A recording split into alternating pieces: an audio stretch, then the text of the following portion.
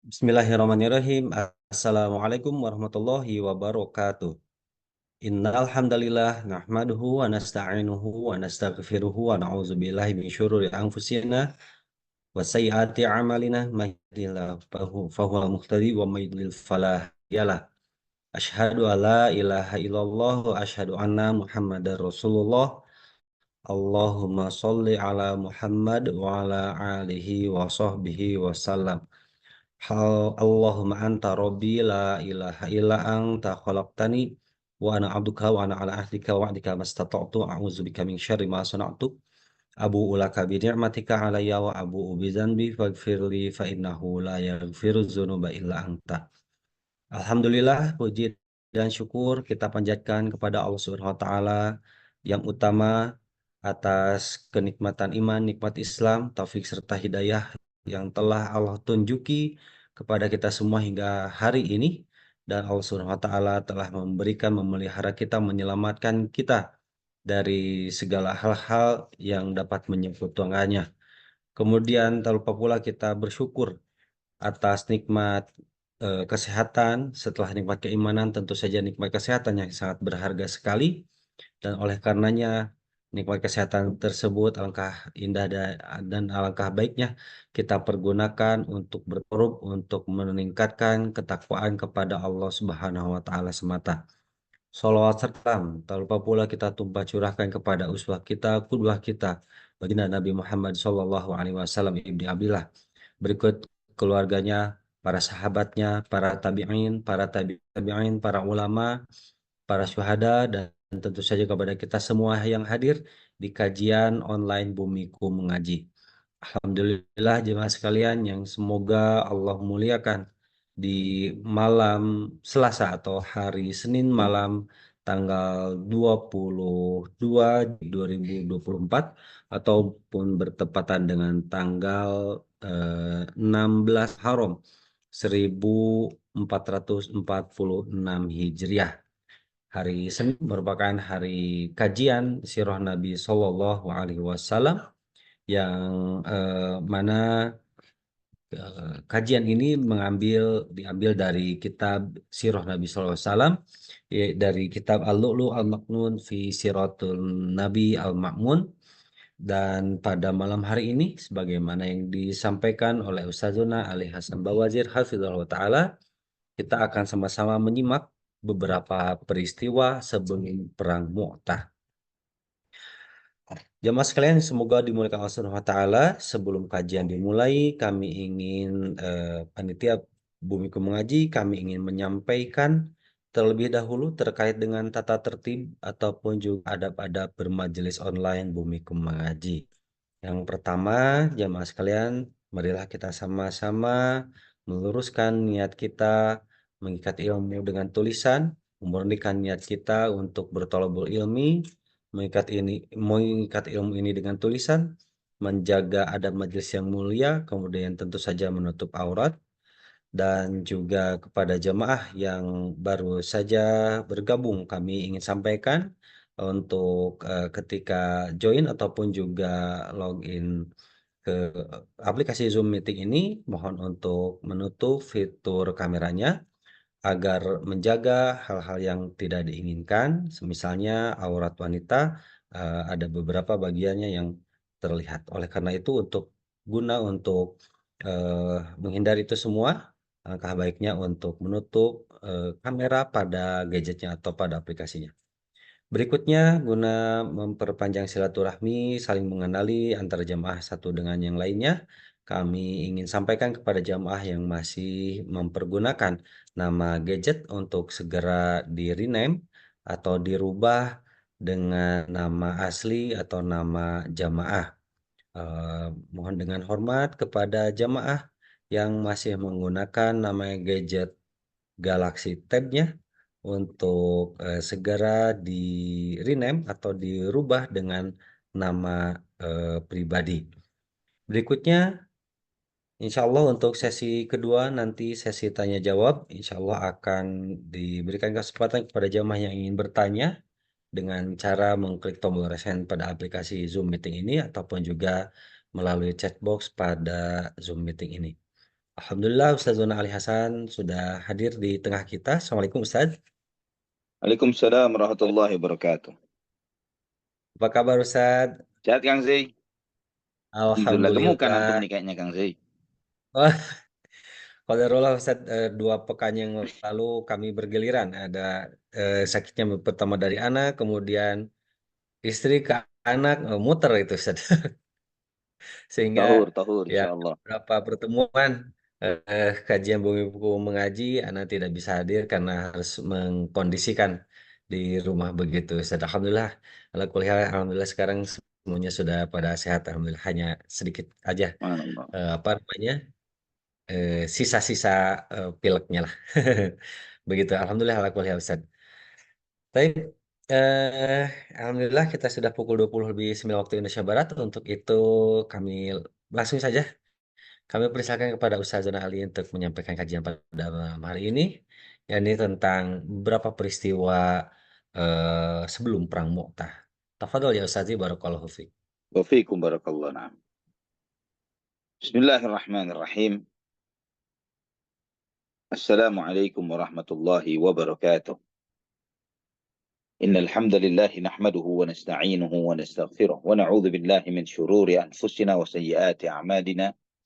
Man yahdihillahu fala mudilla lahu wa man yudlil fala hadiya lahu. Asyhadu an la ilaha illallah wahdahu la syarika lahu. وأشهد أن محمدا عبده ورسوله لا نبي بعده اللهم صل وسلم وبارك على عبدك ونبيك محمد وعلى آله وصحبه ومن اهتدى بهديه إلى يوم القيامة. قال الله جل وعلا يا أيها الذين آمنوا اتقوا الله حق تقاته ولا تموتن إلا وأنتم مسلمون. أما بعد. Saudaraku fillah rahimani wa rahimakumullah. Alhamdulillah. Segala puji bagi Allah Subhanahu wa taala Ar-Rahmanir Rahim atas segala limpahan nikmat yang Allah anugerahkan bagi kita. Alhamdulillah dengan rahmatnya, dengan kasih sayangnya, Allah Subhanahu wa taala mudahkan kita pada malam hari ini untuk bertemu dalam kajian online ini. Dan pada kesempatan ini insya Allah kita akan membahas salah satu peristiwa di antara peristiwa besar yang dialami oleh para sahabat radhiyallahu anhum, yang merupakan prolog dan muqaddimah permulaan bagaimana umat Islam mereka menghadapi pasukan-pasukan yang besar. Mereka menghadapi tentara-tentara Romawi dan nantinya juga tentara Persia. Ikhwatal iman rahimani wa rahimakumullah. Peperangan ini disebut dengan Ghazwatu Mu'tah. Ghazwah Mu'tah. Yang jika pada umumnya dikatakan peperangan yang tidak dihadiri oleh Nabi SAW disebut dengan Sariyah. Namun secara khusus untuk Mu'tah ini, walaupun Nabi SAW tidak menghadirinya, tapi disebut dengan Ghazwah. Dan dijelaskan oleh para ulama bahwa Ghazwatu Mu'tah disebut dengan Ghazwah walaupun Nabi SAW tidak hadir, adalah karena banyaknya tentara umat Islam yang diberangkatkan pada kesempatan ini. Dan itu juga adalah peperangan terbesar yang dihadapi oleh para sahabat atau oleh kaum muslimin, secara umum oleh kaum muslimin semasa kehidupan Rasulullah SAW. Dan ini sebagai prolog dan permulaan bagaimana umat Islam nantinya akan berhadapan dengan tentara-tentara besar dari tentara-tentara Romawi dan juga Persia. Ikhwatal iman rahimani wa rahimakumullah. Juga pasukan ini juga disebut dengan Jaisul Umara.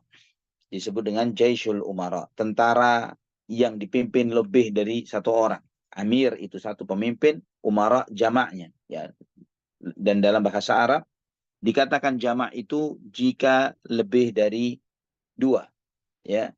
Jika dua itu disebut dengan musanna, ya, belum jamak, tapi ketika mulai jamak itu adalah terhitung pada hitungan yang ketiga. Yang tiga dan seterusnya itu disebut dengan itu adalah jamak. Maka Jaisul Umara artinya di situ tentara yang dipimpin lebih dari dua orang.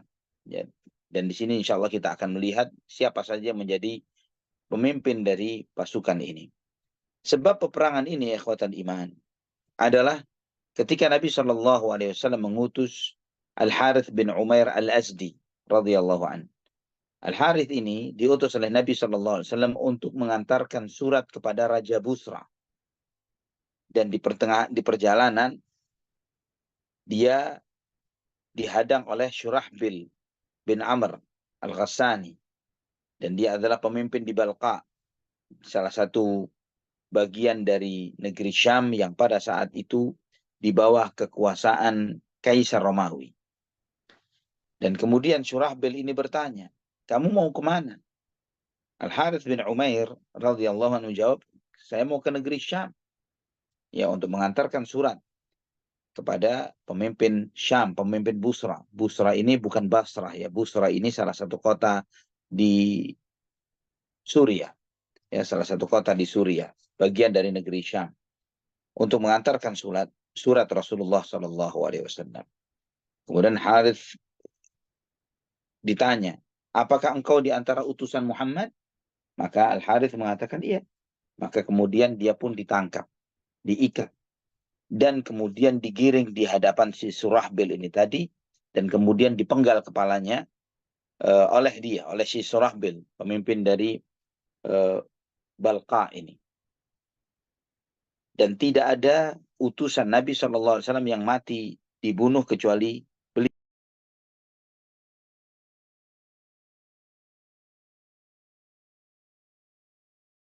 Ya, bahwa ini diantara adalah kejahatan perang yang luar biasa. Karena memang tidak boleh seorang utusan itu dibunuh. Ya, tidak boleh seorang utusan dibunuh. Dan ini pembelajaran ikhwatal iman bagi kita semuanya. Bagaimana di masa Nabi Shallallahu Alaihi Wasallam, di masa beliau, darah umat Islam itu sangat berharga. Nabi Shallallahu Alaihi Wasallam mengajarkan kepada kita bahwa tidak selayaknya, apalagi seorang utusan, seorang dai yang membawa kebaikan dan kebenaran, kemudian sampai dibunuh. Maka Nabi Shallallahu Alaihi Wasallam sampai mengerahkan pasukan yang sangat besar, ya, terdiri atas 3.000-an orang, untuk membela darahnya satu orang kaum muslimin ini, Al-Harith bin Umair radhiyallahu anhu. Ikhwatal iman rahimani wa rahimakumullah. Dan Nabi SAW sendiri sangat menjaga para utusan. Jadi para utusan ini tidak akan diapa-apakan oleh Nabi SAW. Sebagaimana dalam salah satu riwayat dalam Musnad Imam Ahmad dan yang lainnya, atau Hawi, dengan sanad yang sahih dari Nu'aim bin Mas'ud al-Asy'ari radhiyallahu anhu. Di masa Nabi SAW, Musailamah al-Kadzab mengutus utusannya untuk menemui Nabi Muhammad SAW. Dan Musailamah itu menyampaikan kepada Nabi SAW, ya, melalui utusannya ini, bahwa dia menyampaikan surat yang menegaskan bahwa dia adalah utusan Allah Subhanahu wa Ta'ala, si Musailamah ini. Maka ketika sampai surat itu kepada Nabi SAW yang dibawa oleh 2 orang utusan dari si Musailamah ini, Nabi SAW bertanya kepada 2 utusan itu, "Ma taqulani antuma?" Sedangkan kalian berdua, apa pendapat kalian? Apa yang kalian yakini tentang Musailamah al-Kadzab? Kemudian 2 utusan itu mengatakan, naqulu kama qal. Kami berpendapat seperti si Musailamah. Ya, artinya dia berpendapat bahwa Musailamah itu utusan Allah. Maka Nabi SAW pun bersabda, wallahi laula anna ar-rusula la tuqtal la darabtu a'naqakuma. Demi Allah, andai kata utusan-utusan itu tidak boleh dibunuh, sungguh kalian akan aku penggal, kata Nabi SAW. Namun Nabi SAW menghargai bahwa utusan itu, walaupun sejahat apapun yang disampaikan, ya, sekufur apapun itu, Nabi SAW tidak melakukan hal ini. Nah, ikhwatal iman, membunuh utusan itu sama seperti mengumumkan peperangan terhadap kaum muslimin. Maka itu Nabi SAW pun memerintahkan kepada para sahabat untuk melakukan persiapan perang melawan kaum Ghassan ini tadi, pemerintahan dari negeri Syam ini. Maka kaum muslimin pun mempersiapkan diri untuk melakukan peperangan ini. Dan 3.000-an orang para sahabat radhiyallahu anhum yang pada saat itu mereka mempersiapkan dirinya untuk berangkat membela dinullah ini, membela darahnya umat Islam untuk berhadapan dengan musuh mereka, yaitu tentara Romawi. Ikhwatal iman.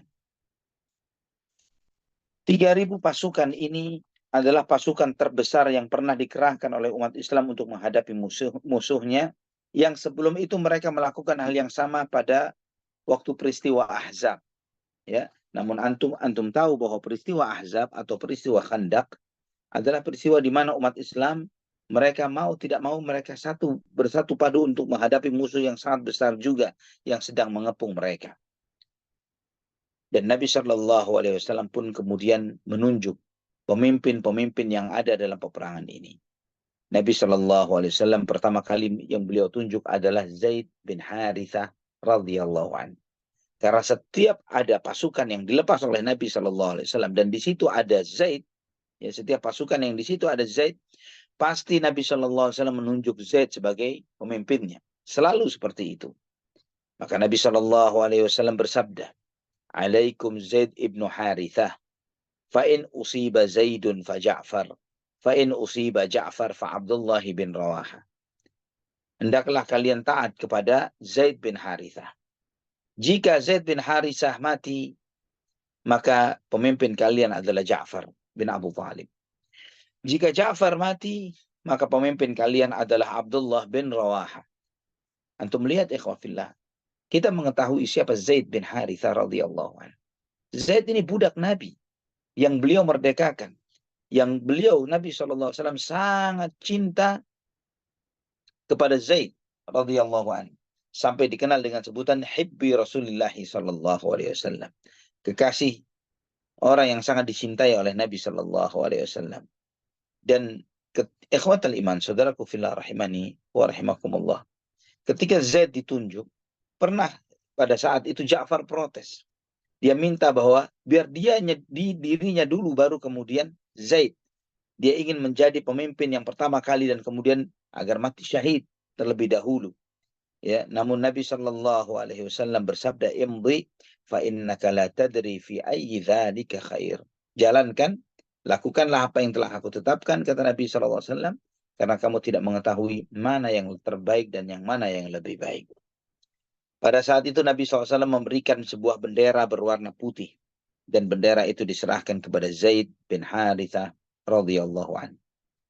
Dan ikhwatal iman, Nabi SAW memerintahkan kepada para sahabat ini untuk menuju tempat di mana Al-Harith bin Umair radhiyallahu anhu mati dibunuh oleh kaum orang-orang Nasrani ini.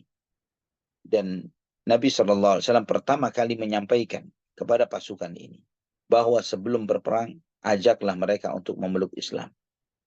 Jika mereka merespon ajakan itu, maka tinggalkanlah peperangan. Janganlah kalian berperang.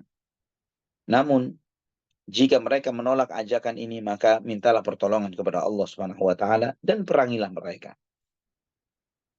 Maka kaum muslimin pun mereka bergegas keluar. Mereka berkumpul di satu tempat yang disebut dengan Jurf, ya, tempat yang tidak jauh dari kota Madinah.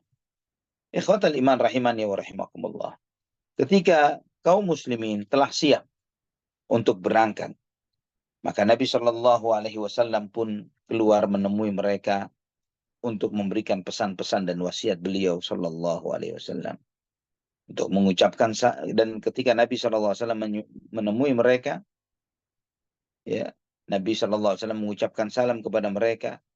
Di saat itu Nabi Shallallahu Alaihi Wasallam melihat Abdullah bin Rawaha, demikian pula para sahabat yang lainnya.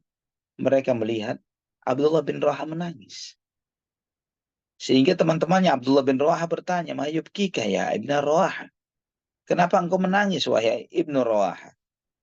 Kemudian beliau mengatakan, "Demi Allah, amma wallahi ma bihubbud dunya wala sababatun bikum.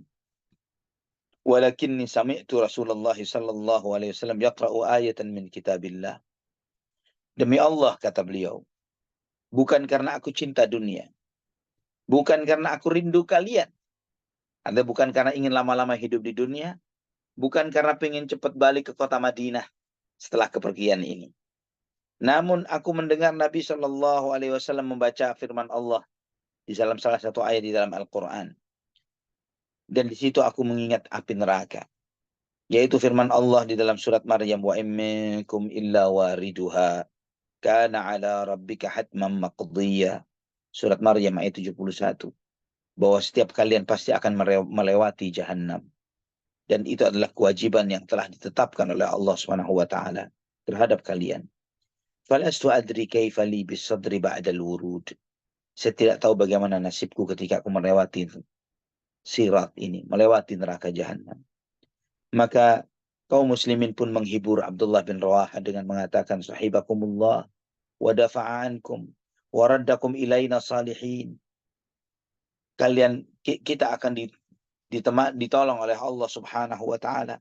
Allah yang akan membela kita dan kamu akan kembali kepada kami dalam keadaan baik. Ya, mereka mengatakan kepada Abdullah bin Rawaha untuk menghiburnya dengan mengatakan kamu akan baik dan akan balik ke kota Madinah dalam keadaan baik. Kemudian Abdullah bin Rawaha pun mengatakan, lakinnani as'alur rahmana maghfiratan wa darbatan dhata farghin taqdhifur rabadha aw ta'natan biyadi harrana mujhizatan bihirbatin tanfudhul ahsya'a wal kibada hatta yuqala idza marru ala jadati arsyadahu Allah min ghazin wa qad rushuda. Namun yang aku minta kepada Allah Subhanahu wa taala adalah ampunannya. Dan aku meminta agar aku memiliki luka yang besar yang mengucurkan darah di sana. Atau aku melakukan serangan kepada mereka dengan serangan yang sangat dahsyat. Yang itu memisahkan tubuh dengan kepalanya. Sampai nanti, kata beliau, ketika mereka melewati kuburku, maka orang mengatakan semoga Allah Subhanahu wa taala telah memberikan petunjuk kepada sang pejuang ini. Dan dia telah diberikan petunjuk oleh Allah Subhanahu wa taala. Kemudian Abdullah bin Rawaha menemui Rasulullah sallallahu alaihi wasallam dan mengucapkan kalimat perpisahan kepada Nabi sallallahu alaihi wasallam. Beliau berkata, Abdullah bin Rawaha ini penyair. Artinya selalu beliau mengucapkan kalimat-kalimat bait-bait syair. Dan Abdullah bin Rawaha ini radhiyallahu an, beliau karena seorang sastrawan, seorang penyair, beliau sangat perasa. Beliau sangat perasa dan beliau sangat menyadari bahwa kepergian ini adalah kepergian dia yang tidak akan mungkin dia akan pulang lagi dari perjalanan ini.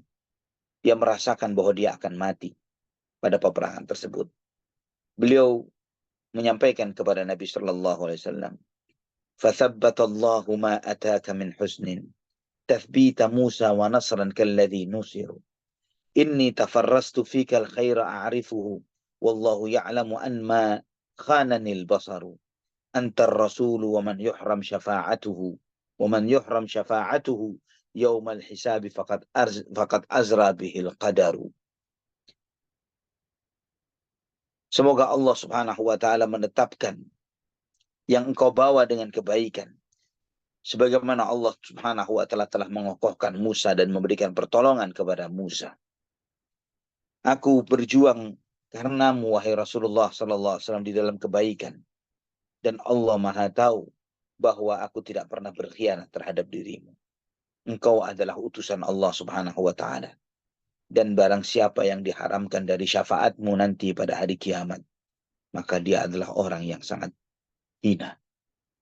Ketika Nabi Shallallahu Alaihi Wasallam mendengar apa yang diucapkan oleh Abdullah bin Rawaha, Nabi Shallallahu Alaihi Wasallam pun menjawab, wa anta fathabbatakallahu ya ibn Rawaha. Dan engkau wahai Abdullah bin Rawaha, semoga Allah Subhanahu wa taala mengokohkan hatimu wahai Abdullah ibn Rawaha.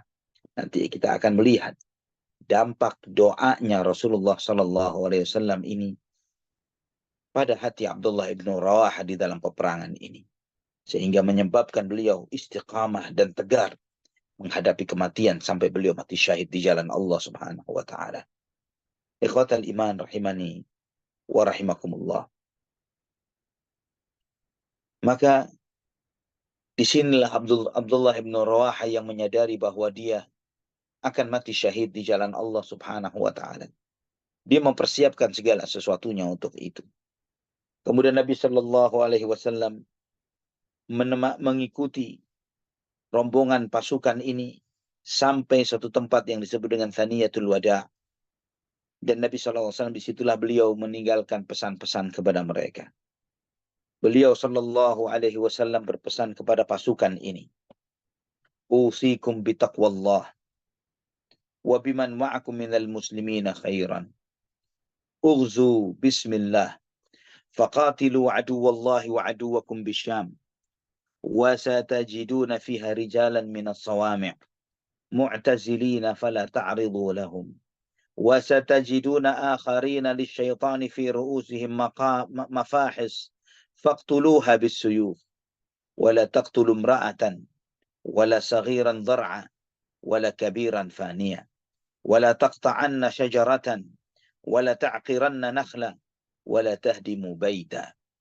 Nabi Shallallahu Alaihi Wasallam berpesan kepada pasukan ini, aku wasiatkan kepada kalian semuanya, hendaklah kalian bertakwa kepada Allah Subhanahu Wa Taala dan berbuat baiklah, bersikap baiklah kalian terhadap kaum muslimin yang bersama kalian. Bersikap baiklah kalian dengan sesama kalian satu dengan yang lainnya. Berperanglah dengan menyebut nama Allah. Perangilah musuh-musuh Allah dan musuh-musuh kalian di negeri Syam.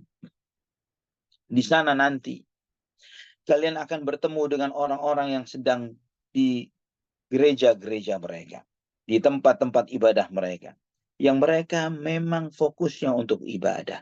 Jangan kalian ganggu. Jangan kalian ganggu. Dan kalian akan bertemu orang-orang yang setan-setan itu bertengger, bersarang di kepala-kepala mereka. Maksudnya orang-orang yang jahat, memang pasukan-pasukan yang bengis, yang zalim. Maka perangilah mereka dengan pedang-pedang kalian. Dan janganlah kalian membunuh wanita. Jangan kalian membunuh anak-anak yang lemah. Dan janganlah kalian membunuh orang-orang tua. Jangan kalian memotong pohon. Jangan kalian merobohkan pohon kurma. Dan janganlah kalian merusak rumah. Allahu Akbar. Akhlak di dalam peperangan. Nabi mengajarkan adab dan akhlak di dalam peperangan. Menghadapi lawan dan musuh. Tidak membabi buta. Allahu Akbar. 1400 tahun yang lalu Nabi SAW mengajarkan etika ini. Ikhwah fillah rahimani wa rahimakumullah. Di mana tentara-tentara kafir yang kita lihat, kita dengar, kita saksikan berita-berita kejahatan dan kezaliman mereka terhadap kaum muslimin. Di dalam peperangan dari Perang Dunia Pertama, Kedua, dan saat ini al-Yahud alaihi la'natullah. Terhadap saudara-saudara kita, terhadap kaum muslimin, terhadap anak-anak umat Islam, terhadap bayi-bayi kaum muslimin. Dan Nabi Shallallahu Alaihi Wasallam, beliaulah yang menjadikan uswah, menjadi suri tauladan yang mulia. Walaupun di dalam peperangan, berakhlaklah kalian, beradablah kalian. Jangan membunuh orang yang sedang ibadah di tempat ibadahnya. Jangan membunuh wanita. Jangan membunuh anak-anak. Jangan memotong pohon, merobohkan pohon kurma, dan jangan merusak rumah.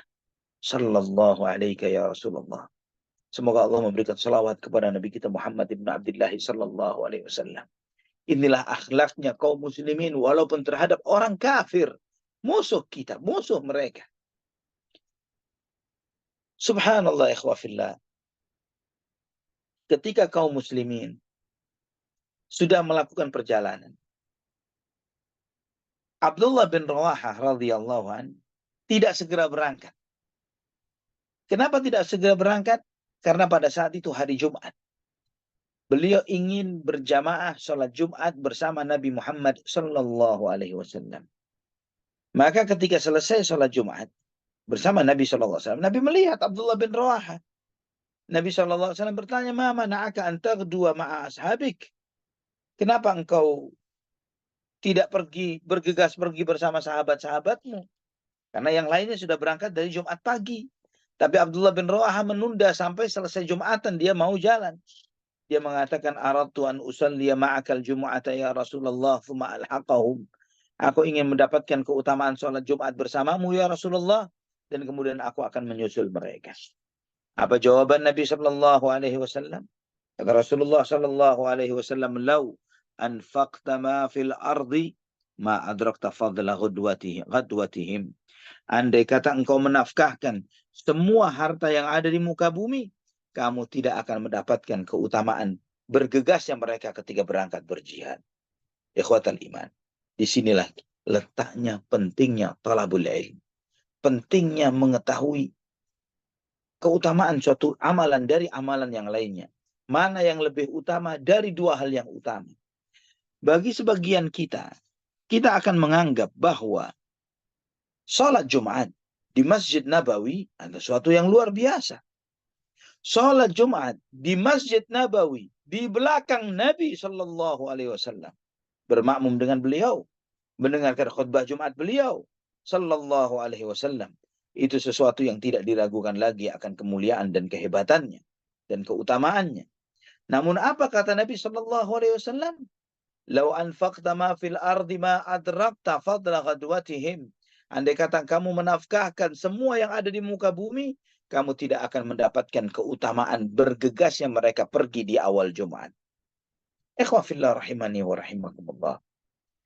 Pemahaman yang seperti ini tidak akan diberikan oleh Allah Subhanahu wa taala kecuali kepada orang-orang yang diberi taufik oleh Allah, diberi hidayah, ilmu, dan dimudahkan untuk beramal.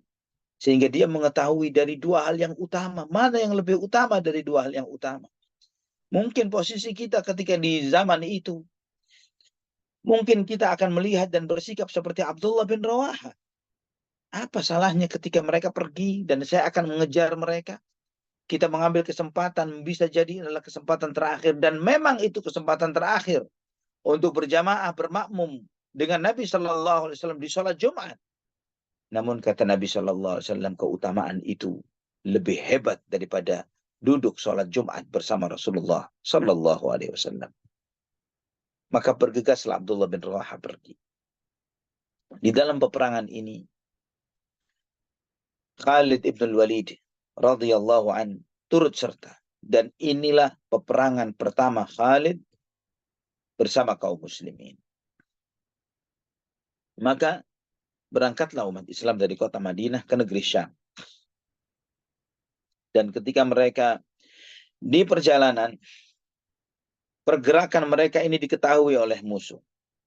Maka Syurahbil bin Amr, ya, pemimpin Balqa itu, yang mengetahui akan gerakan umat Islam, dia pun menyiapkan lebih dari 100.000 pasukan. Pasukan umat Islam berapa? 3.000. Syurahbil menyiapkan 100.000 lebih. Dan kemudian dia melepaskan beberapa intelijennya untuk mengamati dan memantau pergerakan umat Islam. Ketika kaum muslimin sampai di Ma'an, satu tempat namanya Ma'an, yang itu adalah salah satu bagian dari negeri Syam, ya, menuju Balqa, ya. Sampailah informasi ini juga kepada Heraklius, ya. Kepada Heraklius, dia mendapat informasi bahwa gerakan umat Islam yang berangkat untuk ke negeri Syam, untuk berperang melawan mereka. Maka Heraklius pun mempersiapkan tidak kurang dari 100.000 pasukan lagi. Dari suku Lakhm, Judham, Qain, Tanuh, Yali. Ya. Dan ini adalah di antara pasukan terbesarnya orang-orang Ghassan, orang-orang Romawi pada saat itu. Sehingga total akumulasi tentara Romawi yang ada adalah 200.000 pasukan. Sedangkan kaum muslimin 3.000. Ya. Kaum muslimin 3.000. Kalaupun kaum muslimin dibantu 10 kali lipatnya masih 30.000. Ya, ini menghadapi 200.000. Dan umat Islam, kaum muslimin radhiyallahu anhum ajma'in, ketika mereka melihat jumlah pasukan yang besar ini, mereka pun terkejut. Mereka kaget, mereka berdiam di Ma'an untuk berpikir apa yang akan mereka lakukan. Mereka pun bermusyawarah satu dengan yang lainnya. Mereka pun saling berkomunikasi, berdiskusi satu dengan yang lainnya. Apa yang harus dilakukan? Apakah mereka meminta bantuan kepada Nabi Shallallahu Alaihi Wasallam karena jumlah pasukan yang jauh lebih besar yang akan mereka hadapi, atau mereka tetap dengan posisinya untuk menghadapi pasukan besar ini? Ini pilihan yang ada di dalam diskusinya antara umat Islam pada saat itu. Pilihannya yang pertama, mengirim surat kepada Nabi untuk minta support tambahan pasukan, atau menghadapi pasukan orang-orang Romawi ini dengan jumlah yang ada. Tidak ada pikiran untuk menarik pasukan mundur ke kota Madinah. Ini kehebatan para sahabat. Antum lihat ikhwatal iman, 3.000 melawan 200.000 pasukan, dan tidak terbersit di benak mereka untuk kita tarik mundur saja dan kita membuat perhitungan di lain waktu. Radhiyallahu anhum ajma'in. Pada saat itulah ikhwatal iman rahimani wa rahimakumullah, Abdullah bin Rawaha radhiyallahu anhu menyampaikan kepada kaum muslimin yang ada. Dia mengatakan, ya qaum, wallahi inna allati takrahuna lallati kharajtum tatlubun ash-shahada wa ma tuqatilu an-nasa bi'adadin wala quwwatin wala kathra ma nuqatiluhum illa bihadha ad-din alladhi akramana Allah bihi fantaliqu fa innama hiya ihda al-husnayain imma dhuhur wa imma syahadah. Beliau mengatakan, wahai saudara-saudaraku, sesungguhnya apa yang kalian takuti, yang kita keluar darinya, adalah apa yang kita cari, yaitu mati syahid. Kita tidak memerangi manusia dengan jumlah kita, bukan pula dengan kekuatan kita, juga bukan dengan banyaknya kita. Kita tidak memerangi mereka kecuali dengan agama ini yang dengannya Allah telah memuliakan kita. Maka marilah kita hadapi mereka, kita sambut mereka, kita mengejar salah satu dari dua hal yang baik. Apakah itu kemenangan atau mati syahid? Radhiyallahu an Abdullah ibn Rawah radhiyallahu an. Maka kemudian para sahabat yang 3.000 orang ini menghadapi 200.000 pasukan itu, mereka mengatakan, qad sadaqa wallahi ibn Rawaha. Demi Allah, apa yang diucapkan oleh Abdullah ibn Rawaha adalah sebuah kebenaran. Kebenaran. Ikhwatal iman rahimani wa rahimakumullah. Aqidah ini, ketenangan, keakidah yang ada di dalam hati para sahabat, mendatangkan ketenangan di dalam hati mereka, mendatangkan ketentraman di dalam hati mereka, keberanian yang di luar akal dan nalar manusia. Bagaimana mereka meremehkan jumlah musuh yang demikian besar. Mereka bukanlah penyembah materi, persenjataan. Mereka tidak peduli dengan jumlah senjata mereka yang mungkin yang jauh lebih lemah. Jumlah mereka yang lebih lemah. Mereka tidaklah berperang kecuali dengan akidah dan iman kepada Allah Subhanahu wa taala. Mereka berjuang dengan mengharapkan kemuliaan dan dengan keberkahan dari Allah Subhanahu wa taala. Dan subhanallah ikhwatal iman, benarlah memang bahwa kita ini bukanlah umat yang dimuliakan oleh Allah karena sebab-sebab materialis, karena sebab-sebab perhitungan yang bersifat materi, persenjataan, jumlah, maupun yang lainnya. Bukti nyata yang kita hadapi saat ini, bahwa kita umat Islam 2 miliar lebih. 2 miliar lebih. Jumlah yang tidak pernah terbayang di benak para sahabat radhiyallahu anhum. Apa jadinya jika jumlah mereka 2 miliar? Jumlah manusia-manusia seperti sahabat, seperti jumlah umat Islam saat ini, dunia akan takluk habis di bawah kaki kaum muslimin. Jika 2 miliar ini memiliki hati seperti hatinya para sahabat radhiyallahu anhum ajma'in. Namun Nabi SAW telah menyampaikan, walakinnakum ghutha'un ka ghutha'is sa'il. Namun kalian wahai manusia, wahai umat Islam, saat itu jumlah kalian yang banyak tidak lebih seperti buih di lautan. Buih, lemah, ikut gelombang dan arus, tidak punya pendirian, tumpukan sampah. Dan seperti itulah nasib kita saat ini. Ini 3.000 menghadapi 200.000 pasukan. Ikhwatal iman, Setelah mereka 2 hari mereka berada di Ma'an, mereka pun mendekat ke tempat musuh mereka. Ketika mereka sampai di Nuhum, Balqa, maka mereka disambut oleh tentaranya Heraklius dari orang-orang Romawi dan orang-orang Nasrani dari bangsa Arab yang ada di sana pada saat itu. Mereka bertemu di satu desa yang disebut dengan Musyarif. Di sanalah musuh semakin mendekati mereka. Dan kemudian kaum muslimin pun kemudian menyambut mereka, menunggu mereka di satu tempat yang disebut dengan Mu'tah. Maka mereka menyiapkan pasukannya di sana. Dan kaum muslimin mempersiapkan diri mereka untuk berperang menghadapi musuh mereka. Zaid bin Harithah radhiyallahu an meletakkan pemimpin untuk pasukan sisi kanan, yaitu Qutbah ibnu Qatadah al-Udhri radhiyallahu an.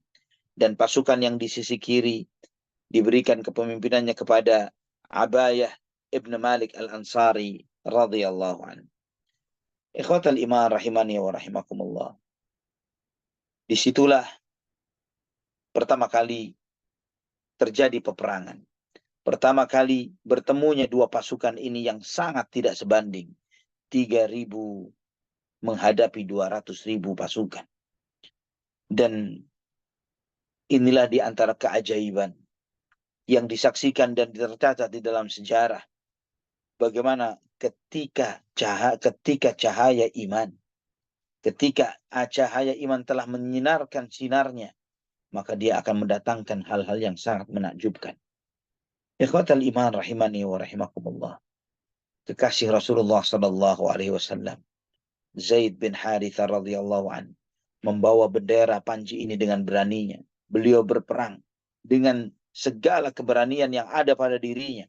Dan kaum muslimin berperang bersama beliau sampai beliau jatuh gugur dengan anak-anak panah yang menghujam pada dirinya sebagai orang yang mati syahid di jalan Allah Subhanahu wa taala.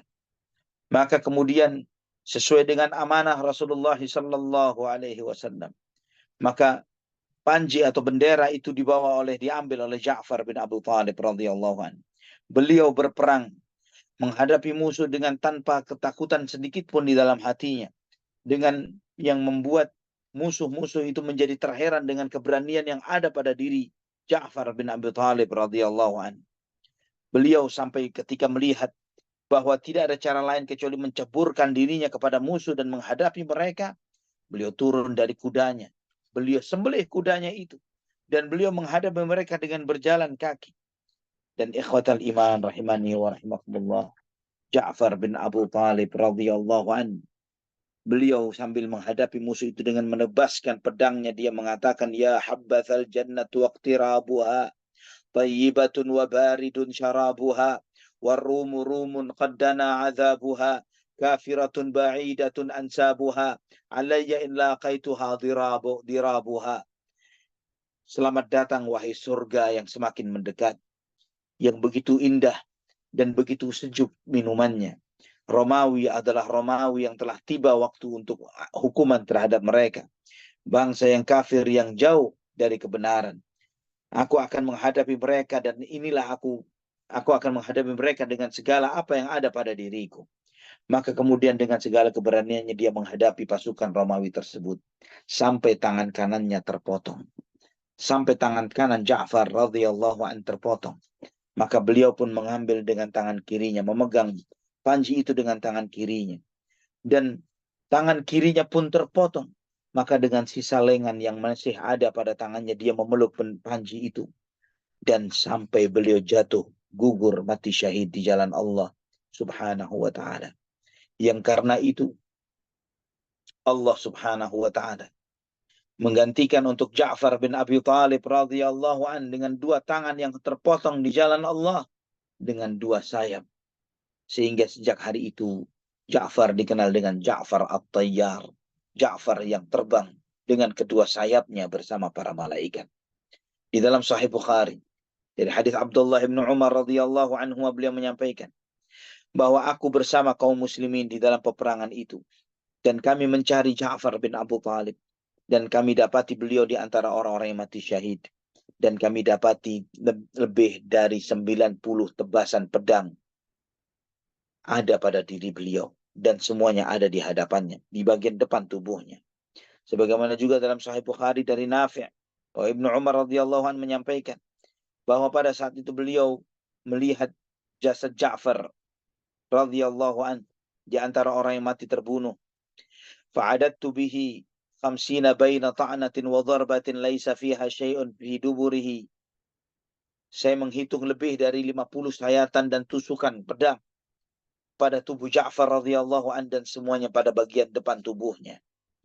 Ikhwatal iman, ini menunjukkan keberanian yang luar biasa pada diri Ja'far. Keberanian dan ketabahan beliau menghadapi musuh.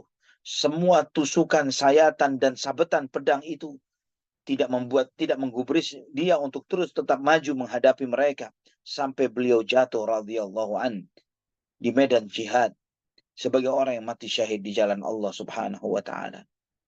Ibnu Hibban meriwayatkan di dalam sahihnya dari Abu Hurairah radhiyallahu an, Rasulullah sallallahu alaihi wasallam bersabda, "Ra'aitu Ja'faran malakan yatiru bi janahihi fil jannah." Aku melihat Ja'far seperti seorang malaikat yang terbang dengan kedua sayapnya di surga. Ikhwatal iman. Al-Hakim meriwayatkan dengan sanad yang sahih sesuai dengan syarat Muslim dari Abu Hurairah radhiyallahu an, Nabi sallallahu alaihi wasallam bersabda, "Marra bi Ja'farun al-lailata fi mala'in minal malaikati wa huwa mukhaddabul janahaini biddam." Malam ini aku bertemu dengan serombongan malaikat, dan aku lihat di antara mereka ada Ja'far dengan kedua sayapnya. Yang kedua sayap itu meneteskan darah, kata Nabi sallallahu alaihi wasallam. Maka Nabi sallallahu alaihi wasallam seringkali memanggil putra Ja'far yang bernama Abdullah. Sebagaimana dalam Sahih Bukhari dari Ibnu Umar, bahwa Nabi sallallahu alaihi wasallam ketika menyapa Abdullah putra Ja'far dengan panggilan Assalamu alayka ya ibna dzil janahain. Semoga keselamatan untukmu wahai putra dari seseorang yang memiliki dua sayap. Ikhwatal iman, al-jaza'u min jinsil amal. Allah akan membalas seseorang sesuai dengan apa yang diperbuatnya. Dia korbankan kedua tangannya karena Allah. Allah menggantinya dengan yang lebih baik dan lebih mulia. Ketika seseorang mengorbankan apa yang dia miliki karena Allah Subhanahu wa ta'ala dengan penuh keikhlasan, dan Allah melihat keikhlasan itu di hatinya, Allah Subhanahu wa ta'ala akan menggantikan untuk dia yang jauh lebih mulia dari apa yang dia korbankan. Karena kita tidak bermuamalah dengan sosok yang fakir, sosok yang lemah. Kita bermuamalah dengan zat yang maha kaya dan maha dermawan. Ikhwa fillah rahimani wa rahimakumullah. Sesuai dengan amanah Nabi Muhammad sallallahu alaihi wasallam. Nabi sallallahu alaihi wasallam telah berpesan di kota Madinah bahwa ketika gugur Zaid, maka panji dipegang oleh Ja'far. Ketika gugur Ja'far, maka dipeganglah oleh Abdullah ibn Rawaha. Maka Abdullah ibn Rawaha mengambil panji itu. Di saat itu, beliau berdiri di atas kudanya. Muncul kebimbangan di dalam hatinya. Melihat dahsyatnya berkecamuknya peperangan yang luar biasa. 3.000 dengan 200.000. 3.000 dengan 200.000. Melihat dahsyatnya berkecamuknya peperangan ini membuat kebimbangan yang kuat di dalam hati Abdullah ibn Rawaha. Kita ingat doa Rasulullah sallallahu alaihi wasallam. Fathabbatakallahu ya Abdullah ibn Rawaha. Allah Subhanahu wa taala akan mengokohkan hatimu wahai Abdullah ibn Rawaha.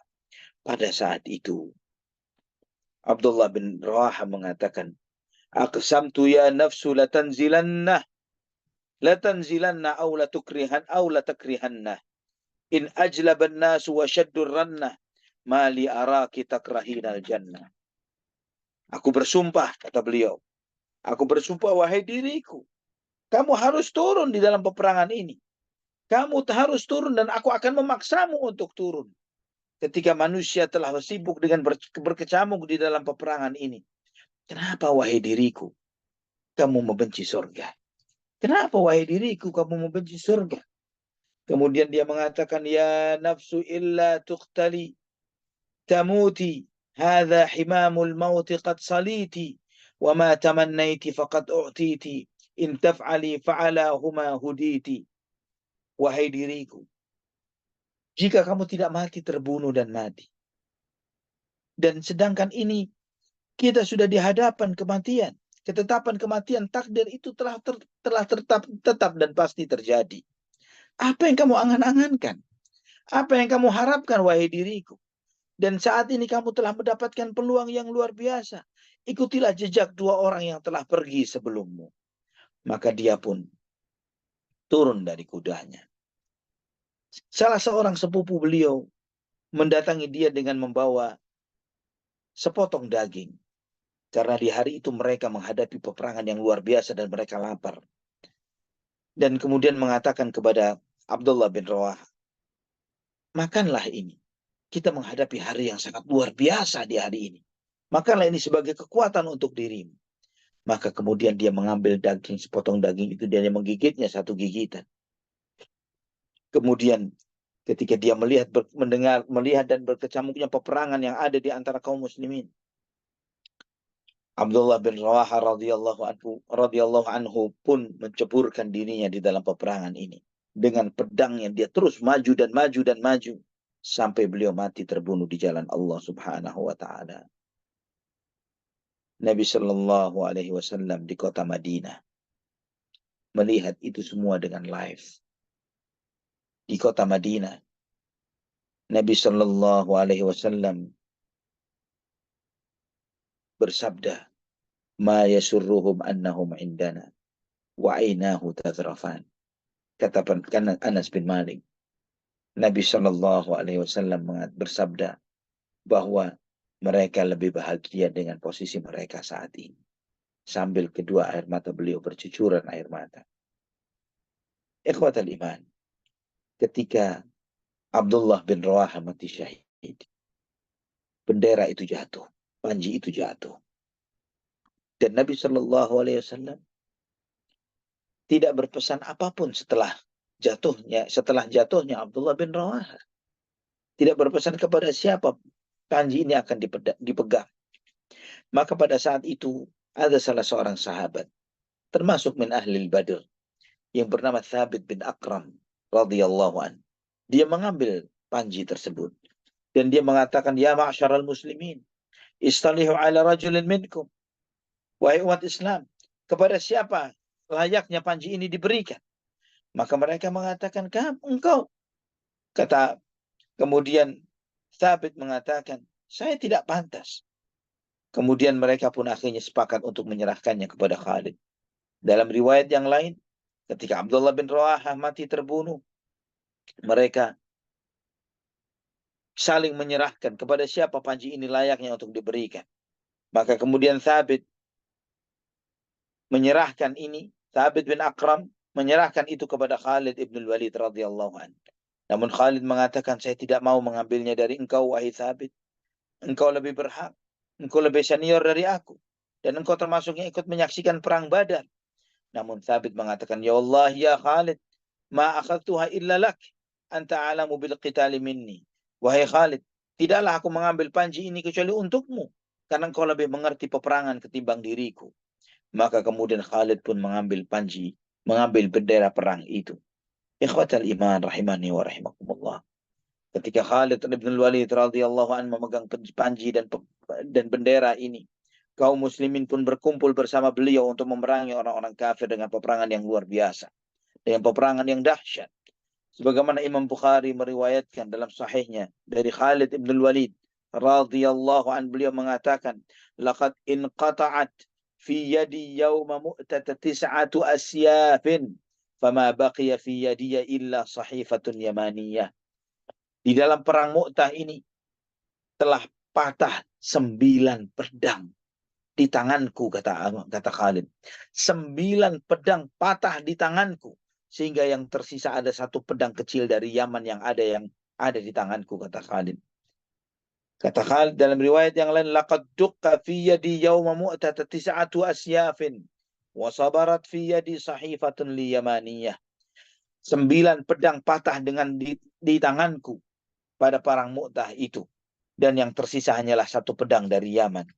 Dan ini menunjukkan kepada kita, sebagaimana dijelaskan oleh Al-Hafidh Ibnu Hajar dan yang lainnya, bahwa di dalam peristiwa Mu'tah ini begitu banyak pasukan orang-orang kafir yang berguguran di tangan kaum muslimin pada saat itu. Mereka mencabut-cabut nyawa mereka dengan pedang-pedang mereka. Sampai tidak cukup bagi Khalid satu pedang. Satu pedang patah, dia mengambil pedang yang kedua dan dia tebasi orang-orang kafir tersebut dengan pedangnya. Pedang kedua patah, dia mengambil pedang yang ketiga. Terus demikian sampai 9 pedang. Radhiyallahu anhu wa radhiyallahu anhi sahabati ajma'in. Ikhwatal iman rahimani wa rahimakumullah.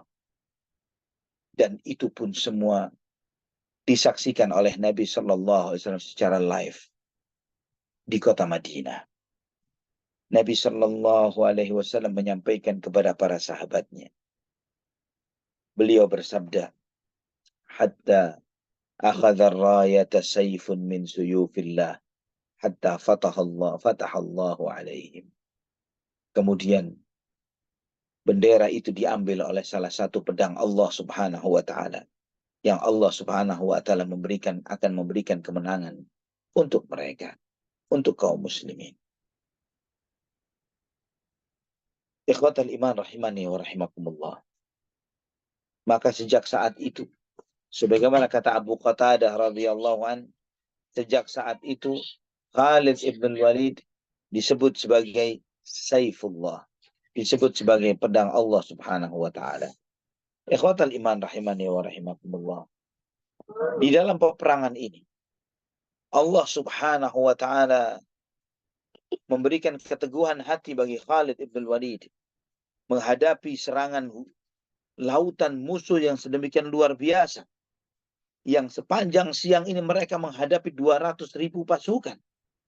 Dan kemudian di antara strategi yang Allah Subhanahu wa taala berikan taufik dan hidayahnya kepada Khalid untuk melakukan itu, yaitu ketika mereka menghadapi di hari berikutnya, Khalid merolling pasukan ini.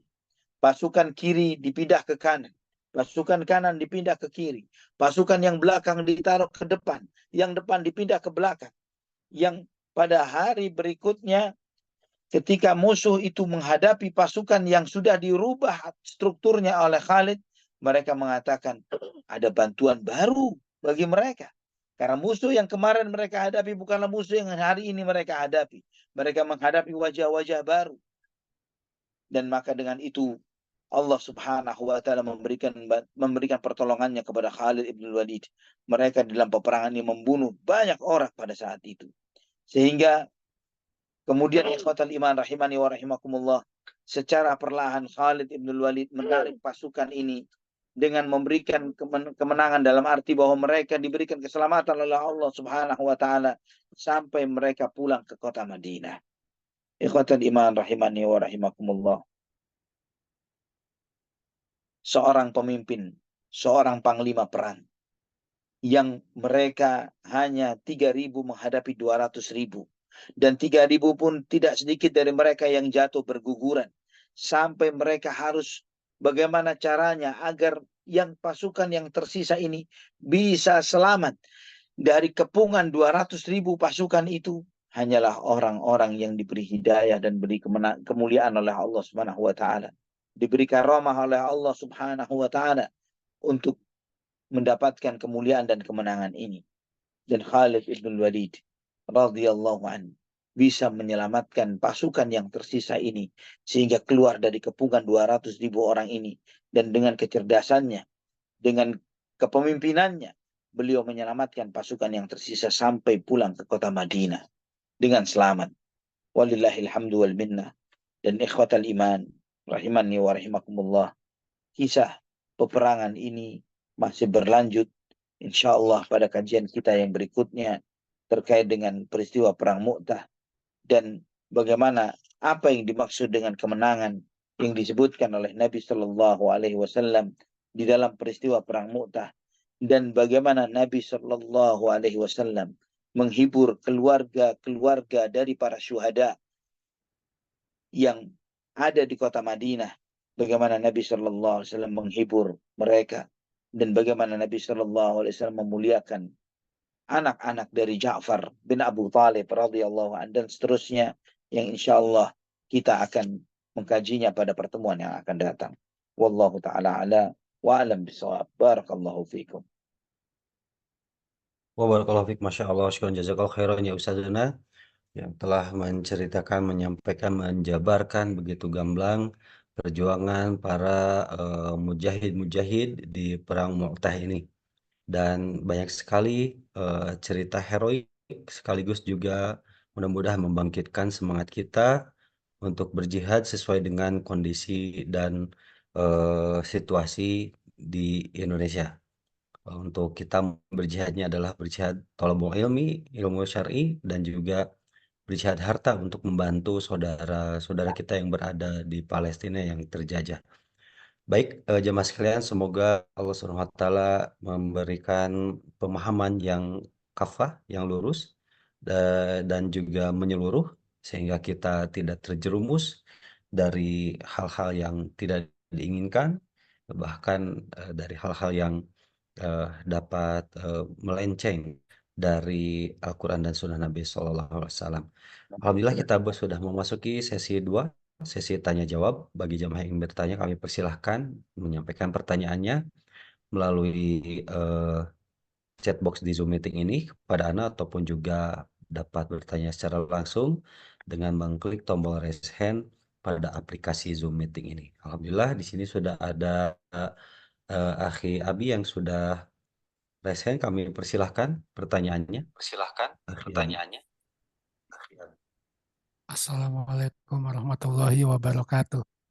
Waalaikumsalam warahmatullahi wabarakatuh.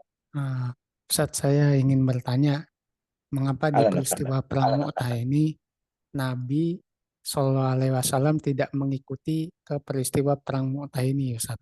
Apa penyebabnya? Itu, Ustaz. Nah. Jazakumullah. Wassalamualaikum warahmatullahi wabarakatuh. Waalaikumsalam warahmatullahi wabarakatuh. Ada hikmah yang sangat besar tidak besertanya Nabi Shallallahu Alaihi Wasallam di dalam hal ini, karena ini adalah bagian dari satu syariah. Ya, bukan berarti Nabi Shallallahu Alaihi Wasallam mengecilkan hal itu, karena juga banyak sekali syariah-syariah besar yang lainnya juga. Yang pertama kali memang adalah syariah ini atau Ghazwah Mu'tah. Nantinya adalah Dzatus Salasil dan yang lain sebagainya yang tidak kalah besarnya dengan hal ini. Namun Nabi SAW juga tidak ikut menghadirinya. Dan tidak hadirnya Nabi SAW bukanlah suatu masalah besar, karena beliau adalah seorang panglima, seorang pemimpin. Beliau SAW di samping memang sebagaimana kita telah mengkaji pada kajian-kajian sebelumnya, bahwa bisa jadi dalam satu waktu yang bersamaan Nabi SAW menyiapkan 2 atau 3 atau lebih pasukan. Dan 2 atau 3 lebih syariah, ya, satu dilepas ke sana, satu dilepas ke sana, satu dilepas ke sana. Karena memang Nabi SAW mengetahui ya jumlah 3.000 ini, karena pertimbangannya adalah karena menghadapi salah satu, ya bukan intinya pasukan Romawi, ya, salah satu pemimpin dari Busra, Syam, yang ini artinya bukanlah induk dari Romawi itu sendiri.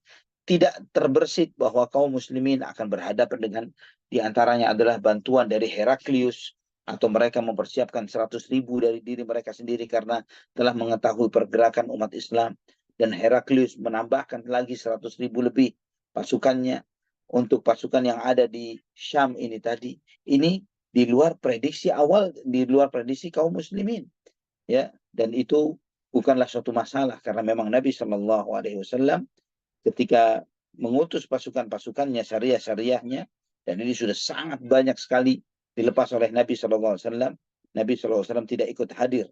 Ya, adapun sebab, apakah sebab tertentu, ini wallahu a'lam bishawab, anak tidak mengetahui secara spesifik kenapa Nabi SAW tidak ikut serta di dalam Mu'tah ini, tapi banyak hal yang dilakukan oleh Nabi SAW, dan itu diantara hikmahnya, diantara hikmah yang bisa anda tangkap ikhwafillah adalah Nabi Shallallahu Alaihi Wasallam menunjukkan kepada kita akan kemuliaan 3 orang sahabat ini, karena kita mengetahui di dalam syariah-syariah yang lain, Nabi SAW tidak pernah mengangkat lebih dari 1 orang pemimpin. Namun dalam syariah ini, Nabi SAW secara spesifik menunjuk Zaid bin Harithah. Kemudian Jika Zaid terkena sesuatu, maka digantikan dengan Ja'far. Jika Ja'far terkena sesuatu, maka Abdullah bin Rawah. Ya. Dan pesan seperti ini hanya spesifik pada peristiwa Mu'tah. Yang itu tidak pernah terjadi pada peristiwa-peristiwa sebelumnya. Karena itu di antara bagian dari takdir yang telah ditetapkan oleh Allah Subhanahu wa taala, dan itu pasti terjadi sesuai dengan apa yang telah Allah Subhanahu wa taala gariskan dan tetapkan. Wallahu a'lam bishawab. Masya Allah, syukur jazakallahu khairan Ustaz atas penjelasannya. Nah, Selanjutnya kami persilahkan kepada jamaah yang ingin bertanya. Boleh disampaikan pertanyaannya melalui chat box ke Ana, ataupun juga boleh langsung pertanyaannya dengan cara interaktif dengan mengklik tombol raise hand terlebih dahulu pada aplikasi Zoom Meeting ini. Masya Allah, ini sudah ada Pak Hairus Hamzah. Kami persilakan Pak Hairus Hamzah. Assalamualaikum warahmatullahi wabarakatuh. Waalaikumsalam warahmatullahi wabarakatuh, Pak Hirus. Hayakallah ya Ustaz. Allah yahyikum, Allah barik fikum, Pak Hirus. Alhamdulillah. Ustaz, berkenaan dengan peperangan Mu'tah ini, inilah sesuatu kisah yang apabila diceritakan kembali tidak akan jemu-jemu bila mendengarnya. Ada kalanya hingga menitik air mata kita, Ustaz. Macam bagaimana pengorbanan para sahabat apabila diarah oleh Rasulullah SAW. Mereka sanggup berjalan berjauhan daripada kota Madinah. Saya kisah sebegini memang tidak pernah bosan apabila kita belajar dan mengkaji, dan mudah-mudahan kita umat akhir zaman ini mengambil iktibar banyak-banyaknya, Ustaz. Cuma soalan saya ingin bertanya, apakah di dalam buku-buku sejarah atau sirah tidak mengisahkan berapa lamakah peperangan Mu'tah yang para sahabat berjuang, berapa lamakah durasinya? Jika dibincangkan bagaimana peperangan Khandaq berbulan-bulan ya Ustaz, banyak benteng yang jatuh ke tangan kaum muslimin. Bagaimana dengan kisah peperangan Mu'tah ni Ustaz? Sebab banyak juga pahlawan-pahlawan muslim yang gugur. Apakah ahli sejarah mengkaji sejauh manakah perjalanan perang Mu'tah ini dari mula hingga akhir? Assalamualaikum warahmatullahi wabarakatuh. Waalaikumsalam warahmatullahi wabarakatuh. Terkait berapa lama peperangan ini, insya Allah mudah-mudahan dalam kajian yang akan datang itu akan terjawab insya Allah ya Rabbana ya Karim. Kalau Pak Hairus nanya berapa jumlah umat Islam yang gugur pada peristiwa perang ini, kira-kira berapa? Dalam riwayat yang sahih, subhanallah, sebagaimana disebutkan oleh Ibnu Hisham, Ibnu Ishaq dalam sirahnya, bahkan Ibnu Ishaq menyebutkan nama-nama para syuhada tidak lebih dari 12 orang. Allahu Akbar. Tidak lebih dari 12 orang. Menghadapi 200,000 berhadapan dengan tentera Islam yang hanya 300,000, hanya 12 orang saja Ustaz. Hanya 12 orang dari umat Islam yang mati syahid. Sedangkan tidak terhitung jumlah dari mereka yang mati yang gugur. Ya, ini terbukti dengan banyaknya pedang yang patah di tangan Khalid ibn Walid pada saat itu. Ini di antara kemuliaan yang Allah Subhanahu wa taala berikan. Ikhwah fillah rahimani wa rahimakumullah, kehebatan para sahabat. Kalau bicara personal, dibandingkan personal pasukan kaum muslimin, para sahabat, dibandingkan tentara Romawi yang terlatih, tentara Romawi yang memiliki persiapan yang lebih, dengan persenjataan yang lebih rapi, dengan beragam strategi yang terus mereka pelajari, beribu-ribu tahun mereka belajar dengan itu. Mereka memang tumbuh besar berkembang dengan perang. Tapi kemudian menghadapi umat yang tidak dianggap oleh dunia pada saat itu. Umat dunia tidak menganggap apa kelebihannya bangsa Arab. Bukan dikenal sebagai pasukan yang jago perang. Ya terbukti kisah Abraha. Itu mereka tahu tidak ada satu pasukan pun yang bisa menghadapi pasukannya Abraha. Semuanya berguguran, berjatuhan. Tapi kita adalah umat iman. Umat yang dimuliakan dengan tauhid. Dengan la ilaha illallah. dengan tawakal kepada Allah Subhanahu wa taala. Kekuatan itu bukan datangnya dari jumlah, bukan dari persenjataan, tapi dari keimanan dan ketakwaan kepada Allah Subhanahu wa taala. Wallahu a'lam bishawab. Satu soalan lagi Ustaz. Nah, Berkenaan dengan gugurnya para sahabat seramai 12 orang ini, apakah di Mutah itu sekarang adanya seperti makam para syuhada, para sahabat radhiyallahu anhu, bagaimana kita ke Uhud, adanya makam para syuhada, apakah di Mutah itu ada kesannya lagi tak? Ana yakin ada hal tersebut. Kalaupun ada sampai hari ini, andai kata pun ada, Ana tidak yakin bahwa posisi yang sekarang ada itu menjadi adalah sesuatu yang hak, sesuatu yang benar. Ya, Ana yakin karena Mu'tah ketika para syuhada dimakamkan di sana, kita tahu bahwa tempat itu pada saat itu di bawah kekuasaan orang-orang Nasrani, di bawah kekuasaan mereka. Dan siapa yang kemudian sesudahnya yang menceritakan kemudian menempatkan, memposisikan bahwa disitulah makamnya Ja'far, makamnya Zaid, makamnya Abdullah bin Rawaha, dan yang lain sebagainya. Anak khawatirnya sama seperti beberapa kisah makam-makam para syuhada sesudahnya yang banyak dipalsukan oleh sebagian besar orang. Ya, seperti makamnya Ali bin Abi Thalib, makamnya Hasan dan Husain radhiyallahu anhuma, ya, dan yang lain sebagainya. Anak tidak yakin kalaupun masih ada, itu adalah sesuai benar apa adanya sebagaimana bahwa itu benar makamnya Ja'far atau makamnya Zaid atau makamnya Abdullah bin Rawaha atau yang lainnya. Wallahu a'lam bishawab. Terima kasih Ustaz, jazakallahu khairan di atas. Jazakumullahu khairan. Jazakallahu khairan, Masya Allah. Terima kasih sumbangan pertanyaannya. Semoga pertanyaan-pertanyaan dari jemaah ini menambah juga wawasan kepada kita semua. Masya Allah. Dan ini juga ada yang tadi itu yang ingin Anda tanyakan, Ustaz, yang berkenaan dengan apa namanya, bahwa Rasulullah SAW itu mengutus syariah karena dalam rangka beliau itu sebagai panglima besar begitu ya. Panglima besar sehingga untuk mengatur pasukan-pasukan yang ditugaskan ke berbagai negeri. Ini apakah ada di zaman sekarang khususnya seperti melihat perjuangan saudara Palestina, eh, sehingga ada sebagian kaum muslimin yang mengatakan eh, bahwa pejuang-pejuang Palestina ada yang di lapangan, kemudian ada yang di apa namanya lobi-lobi politik begitu sebagainya.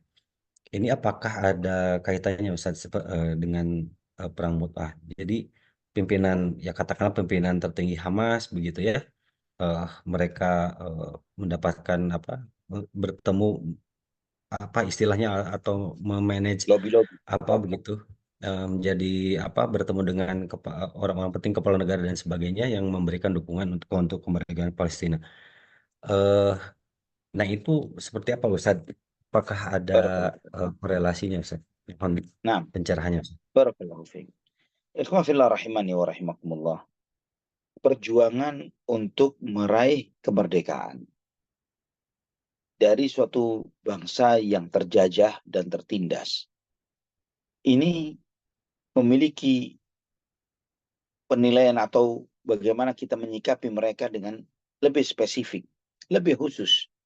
Kalau misalnya ketika merefleksikan dengan negeri kita sendiri, Indonesia, ketika perjuangan kemerdekaan, di saat itu ada sebagian para pejuang kemerdekaan itu seperti Soekarno, Hatta, Muhammad Hatta, yang mereka melakukan upaya-upaya lobby-lobby politik sampai ke negeri Belanda, misalnya. Dan yang lainnya pun seperti itu. Di saat yang bersamaan juga adalah pejuang-pejuang yang turun di lapangan. Dan itu non-stop dilakukan dari awal tahun 1900-an dengan Budi Utomo misalnya. Ya.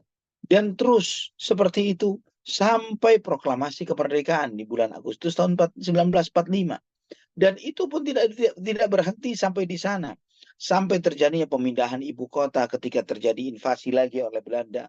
ya, yang menyebabkan perpindahan ibu kota itu sampai ke Jogja, ya, dan seterusnya. Ini ikhwah fillah rahimani wa rahimakumullah.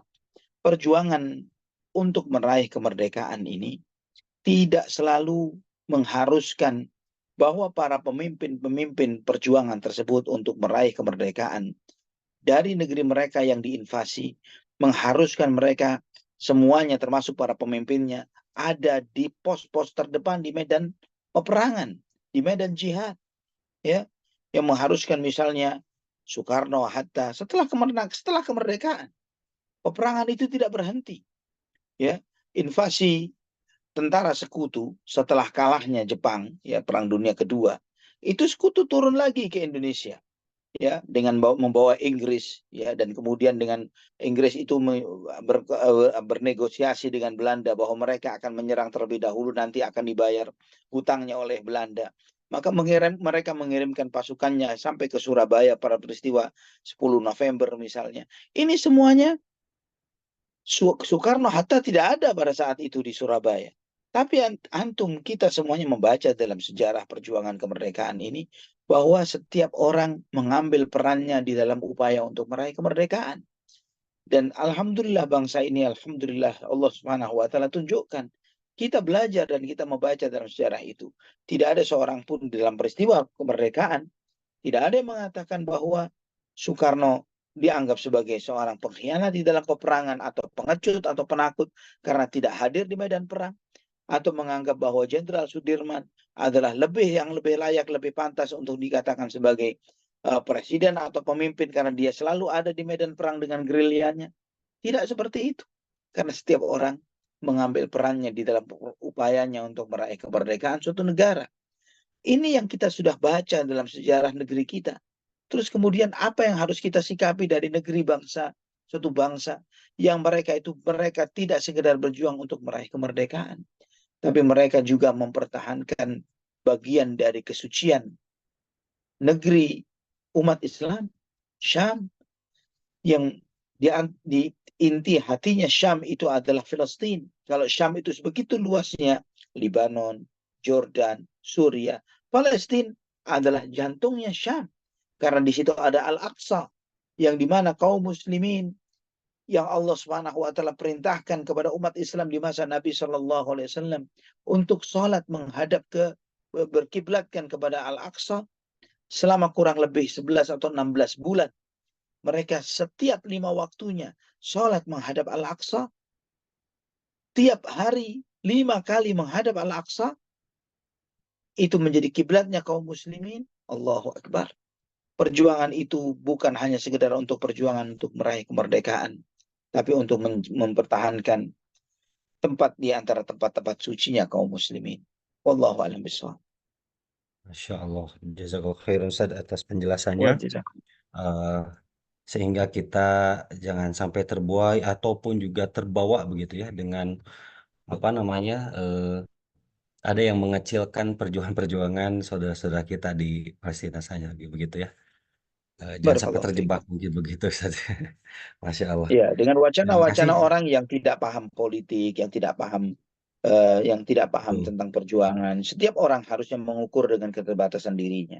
Kalau dia bukanlah Iya. seorang yang mengerti tentang strategi peperangan, tentang hal-hal yang bersifat politik yang sudah sangat global seperti sekarang, bahwa perjuangan untuk meraih kemerdekaan, apalagi dalam posisi kita mengetahui bahwa sikap pemerintahan dunia secara umum lebih berpihak kepada Yahudi ketimbang kepada kaum muslimin atau umat Islam yang ada di Palestina. Nah, perjuangan lobby yang seperti ini adalah perjuangan yang tidak kalah pentingnya dengan perjuangan yang berada di medan peperangan. Wallahu a'lam bishawab. Masya Allah. Baik, di sini sudah ada yang raise hand, Umu Firlin. Kami persilakan Umu Firlin. Thayyib, bismillah, assalamualaikum warahmatullahi wabarakatuh. Barakallahu fiik. Wa fiik barakallah. Iya Ustadz, ini masih terkait dengan pertanyaan penanya pertama tentang ketidakhadiran Rasulullah SAW di perang ini Ustadz.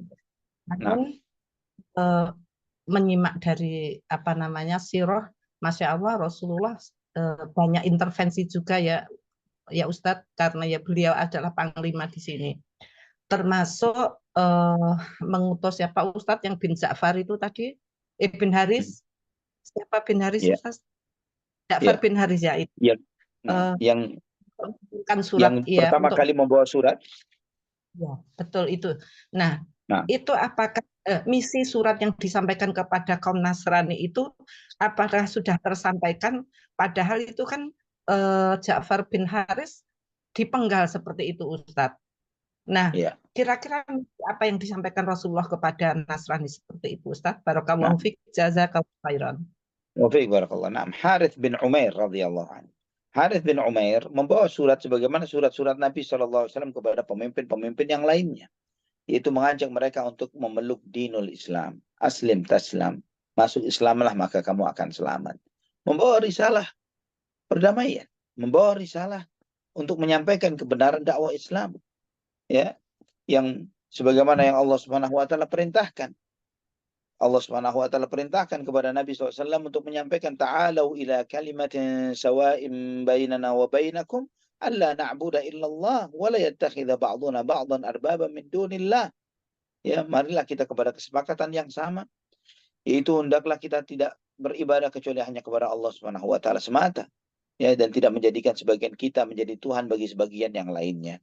Itu misi tauhid, misi mengajak mereka untuk beribadah kepada Allah Subhanahu wa taala semata. Dan itu menjawab semua asumsi batil yang disampaikan oleh kaum pluralisme, ya, kaum pluralisme yang mengatakan bahwa semua agama itu sama, semua agama itu benar, dan mereka berdalihkan dengan sebagian mencomot ayat-ayat Al-Quran, ya, atau sebagian hadis-hadis Nabi SAW dengan seenaknya sendiri. Itu sama seperti menganggap bodoh Nabi Muhammad SAW dengan misi dakwah beliau yang beliau berdakwah kepada sejumlah kaum yang mereka ini memiliki keyakinan yang berbeda dengan Islam. Orang-orang musyrikin Quraisy dengan kesyirikan mereka, orang-orang Yahudi yang ada di kota Madinah, dan juga orang-orang Nasrani di Romawi, yang ini semuanya diperangi oleh Nabi Muhammad SAW dengan dakwah dan jihadnya. Wallahu a'lam bishawab. Masya Allah, Masya iya Allah. Ustadz. Terpenggalnya Ja'far bin Haris itu bagaimana Ustadz? Ada Harith kelanjutan bin Umar. Apa diganti atau memang ya sudah menjadi syahid atau bagaimana Ustadz? Ya, Barakallahu fiik. jelas dengan terbunuhnya beliau mati syahid. Beliau mati syahid dengan itu, dan surat itu artinya kan sudah sampai, pada hakikatnya sudah sampai kepada mereka. Namun mereka tidak menggubris, ya, tidak menggubris surat yang dikirimkan oleh Nabi SAW. Sama seperti kasusnya surat Nabi SAW kepada Kisra, Persia. Kisra pun melecehkan surat Nabi Muhammad SAW dengan merobek-robeknya. Tapi utusan Nabi SAW pergi. Ya, utusan Rasulullah pergi meninggalkan Kisra begitu saja sehingga beliau selamat. Walillahilhamdu wal minna. Namun ketika informasi itu sampai kepada Nabi SAW bahwa surat beliau dirobek-robek oleh Kisra, maka Nabi SAW pun berdoa mengatakan, Mazzaqallahu mulkah. Semoga Allah akan merobek-robek kekuasaannya. Dan memang benar. Akhirnya hancur leburlah kekuasaan Kisra, ya, di masa pemerintahan Umar bin Al-Khattab radhiyallahu anhu. Wallahu a'lam bishawab. Artinya pesan itu telah sampai kepada mereka, namun mereka tidak menggubris pesan Nabi SAW tersebut. Iya Ustaz, barakallahu fiik, sangat paham. Wafiikum barakallah. Atas pencerahannya. Barakallahu fiik. Baik, Masya Allah, semakin malam semakin hangat pertanyaannya. Sepertinya ada yang kurang lengkap nih, karena malam ini belum ada pertanyaan dari Amerika dan Kanada, dari Ummu Amr. Barangkali Ummu Amr ada pertanyaan dari jamaah di Amerika dan Kanada, kami persilahkan.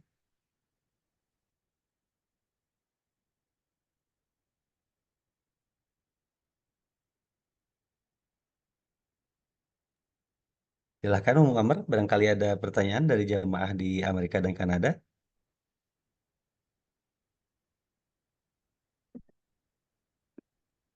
Baik, Rupanya tidak ada Ustaz ya, tidak ada pertanyaan. Alhamdulillah. Eh, Monggo Ustaz, barangkali sebelum ditutup berkenan memberikan apa namanya untuk pekan depan masih ini ya bagian kedua ya Masih saja Ghazwa Mu'tah bagian peristiwa kedua perang Mekahnya. insyaallah. Bagian kedua, insya Nah, Allah. Baik, baik. Kami persilakan Ustaz untuk memberikan pesan penasihat terakhir sebelum ditutup kajian pada malam ini. Silakan Ustaz. nah. Ikhwan fillah rahimani wa rahimakumullah. Kita melihat di dalam perjuangan-perjuangan para sahabat radhiyallahu anhum bahwa mereka di antara pesan yang disampaikan kepada kita dari perjuangan mereka bahwa mereka semangat perjuangan mereka apakah mereka bersama Nabi Muhammad SAW atau mereka dilepas begitu oleh Nabi SAW berjuang untuk diri mereka sendiri sama semangatnya sama perjuangannya sama harapan mereka untuk mati syahid di jalan Allah sama. Tidak membedakan apakah mereka ketika itu bersama Nabi SAW atau tidak bersama Rasulullah SAW. Dan itu menyampaikan pesan kepada kita semuanya. Bahwa kita pun, ya, di antara pesan lain yang disampaikan oleh Nabi SAW di dalam hal ini, bahwa bagaimana kehidupan para sahabat radhiyallahu anhum. Mereka ini tidak dibiarkan oleh Nabi Shallallahu Alaihi Wasallam untuk bersantai-santai di dalam menjalani hidup. Nabi Shallallahu Alaihi Wasallam menjadikan kehidupan para sahabat radhiyallahu anhum hidup ini perjuangan. Tidak dibiarkan mereka sehari pun tidak memikirkan bagaimana memenangkan dan memuliakan dinullah, memuliakan agama Allah Subhanahu wa taala. Sampai itu menjadi fokus hidup mereka. Menjadikan itu sebagai visi dan misi di dalam kehidupan mereka. Tidak ada lagi visi personal dan pribadi. Visi mereka adalah memperjuangkan agama Allah Subhanahu wa taala. Ini di antara pesan ikhwah fillah rahimani wa rahimakumullah dari Nabi kita Muhammad sallallahu alaihi wasallam kepada kita semuanya. Apa peran antum? Apa peran kita di dalam perjuangan dinullah? Di mana posisi kita di dalam hal itu? Dan agama Allah Subhanahu wa taala pasti dimenangkan sebagaimana janji Allah Subhanahu wa taala. Ya liyudhhirahu 'ala ad-din kulli. Allah akan memenangkan ini atas seluruh agama. Namun di mana posisi kita ketika Allah memberikan kemenangan itu? Apakah kita di antara para orang-orang yang turut memiliki saham, memiliki andil di dalam perjuangan tersebut? Di antara tentara-tentara Allah Subhanahu wa taala di dalam jihad dan dakwah ini? Ataukah kita hanya sebagai para penonton saja yang menyimak, yang melihat, yang menyaksikan? Dan wal'iyadu billah, jika itu adalah hal-hal yang menjadi bagian dari yang fardu ain, maka kita termasuk para penonton Nabi, tapi di saat yang bersamaan juga menanggung dosa.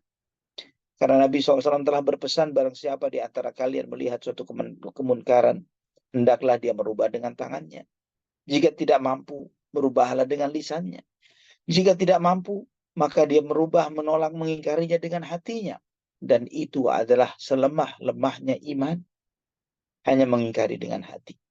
Apa jadinya jika dengan lisan, dengan tangan dia tidak, dengan lisan pun dia tidak, dengan hati pun dia tidak, bahkan meridhoi adanya suatu kemunkaran, maka artinya dia tidak memiliki iman sama sekali di dalam hatinya. Wal'iyadu billah. Ikhwa fillah rahimani wa rahimakumullah. Dari syariah, sejumlah syariah yang ada, yang dilepaskan oleh Nabi Sallallahu Alaihi Wasallam, itu adalah di antara bentuk tarbiyah Nabi Muhammad Sallallahu Alaihi Wasallam, bahwa hidup ini penuh dengan perjuangan. Perjuangan untuk memuliakan kalimatullah, li'ila'i kalimatillah, untuk memuliakan agama Allah Subhanahu wa taala. Bukan untuk happy-happy, bersantai-santai, berbahagia-bahagia, menikmati, bertentram-tentram dengan kehidupan dunia. Bukan dengan itu. Karena dunia ini adalah bagian dari ujian yang Allah Subhanahu wa taala ujikan kita para hamba-hambanya untuk memuliakan agama Allah, untuk menegakkan la ilaha illallah, untuk menyampaikan risalah Islam kepada seluruh umat manusia. Dan hendaklah kita sebagai penerusnya, penerus Nabi kita Muhammad sallallahu alaihi wasallam, orang yang mengatakan mencintai beliau sallallahu alaihi wasallam, hendaklah kita mengambil peran di dalam misi sebagaimana yang dibawa oleh Nabi SAW. Sebagaimana pesan itu disampaikan kepada para sahabat. Jangan sampai kita cuma sebagai para penonton-penonton saja. Dan kita tidak punya andil sedikit pun di dalam hal itu. Bagaimana kita akan menjawab ketika kita nanti dipulangkan kepada Allah Subhanahu wa taala, dipertemukan dengan Rasulullah sallallahu alaihi wasallam. Bagaimana kita akan menjawab apa peranmu di dalam membela agama beliau sallallahu alaihi wasallam, membela agama kita.